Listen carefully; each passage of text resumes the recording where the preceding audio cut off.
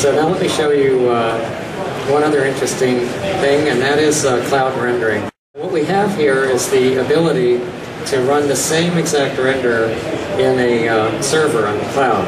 So this is a server that's on in Toronto. It's running with 32 GPUs, and I uploaded a scene to the server yesterday from Max just by pushing a button. It uploaded the entire scene. This is a 2-minute compute, by the way, on the server, final frame compute. What I'm going to show you is the ability to control this from Max so that you can offload your rendering to the server, get exactly the same image back that you would get locally, pixel for pixel accurate. So no difference in shaders, no prep, no changes that you have to make to the scene. And also do this in an incremental manner. So I'm loading in the scene, and what I'm going to do is I'm going to remove this this unit here. So we changed the scene. It's not the same exact scene that we had before. And let me just, unfortunately, this being a technology demo, it's a little bit of a kludgy interface. So what I'm going to do here is I'm going to go into the render dialog, and I'm going to say, upload this change scene to the cloud and render it in the cloud. Don't render it locally. So I push the button, and then it translates the scene, and it analyzes the differences in the scene from what's already on the server. And it only transmits the changes. So in this case, it's only going to transmit the fact that that one desk and table unit has disappeared. So it's very little data. This is about a 200 megabyte scene in all, but at this point I'm probably only transmitting 50K or 100K worth of data. So I'm going to let that go ahead. And I also want to show you one other thing while that's running, a parallel process here. How many of you know what active shade is in Max? Some people. So active shade is a way that you can have a render running in Max where you can interactively move the camera around, change materials, change lighting, and so on, without having to constantly go back in and out of the viewport and render full production rendering. So Iray could work in an active shade environment, and I'm going to show you what Iray might look like in an active shade environment, just in a little separate program here. But this is the actual Max scene being run. And it is, this is a bathroom scene, and it is using exactly the same Iray rendering that's that we demoed in the Max demo. So this is not a fake, this is the real thing. But the difference here is that you can move the camera around in real time. So I can walk around in the scene, and I'm using the Fermi processors, the graphics boards, to render this in real time, and I'm getting about 5 to 6 frames per second with full global illumination rendering. In a complex, you'll see that the scene is lit by photometric lights, about 12 of them. This is actually a fairly complex scene. It has glossy reflective floors, it has candle light, it has all sorts of reflective surfaces, subtle shadows, transparent objects. And all of this, as I let go of the mouse, is being rendered interactively. So this is kind of what you would expect from Iray running an active shade if it was integrated into Max. Now in the meantime, we've been doing our Max export, and we come back to Max and we see it's finished. It says I've already uploaded the scene.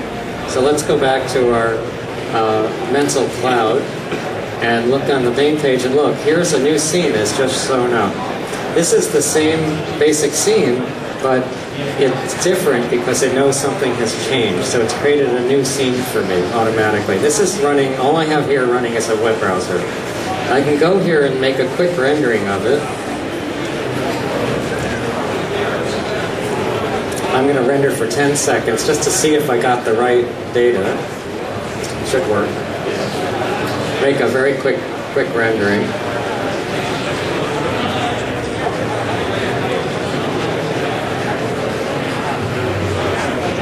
Hopefully it's working.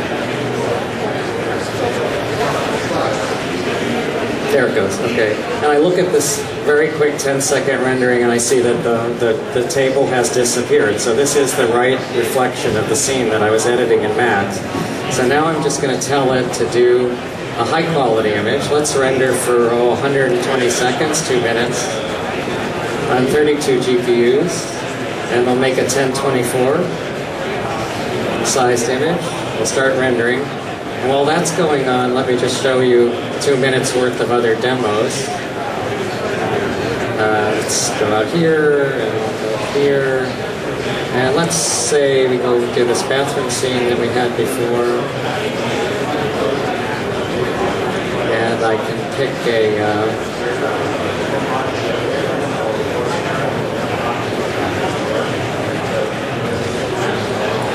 load up the scene.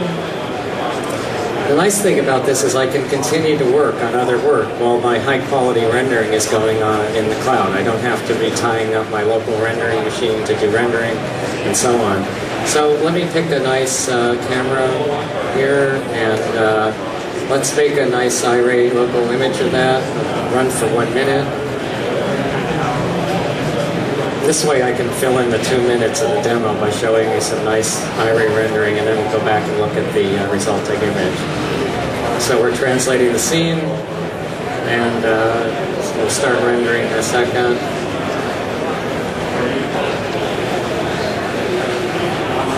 And we are now about to render.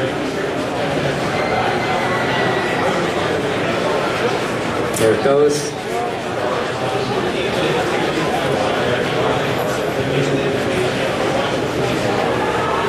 About 10 seconds.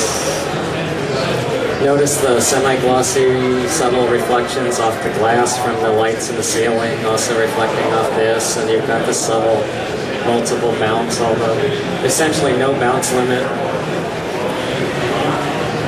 Let this render for about a minute. See the transparent water here, and the effects on the edges of it. All of these things you get automatically.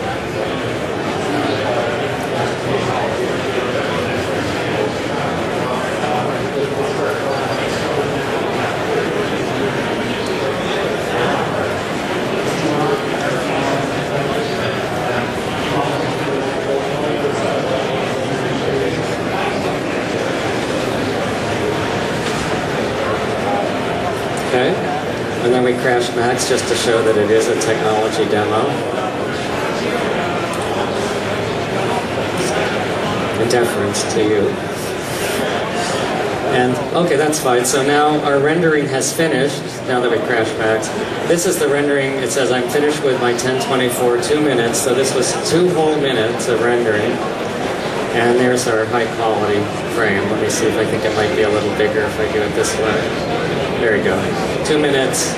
All the lights coming in from the outside, sun and sky model going through these refractive glass panels, bouncing off of a semi-glossy reflective floor, going all around the room. Very difficult lighting, see. And yet, 2 minutes I have essentially a final frame. It is the final frame. So I think that'll end my demo with that.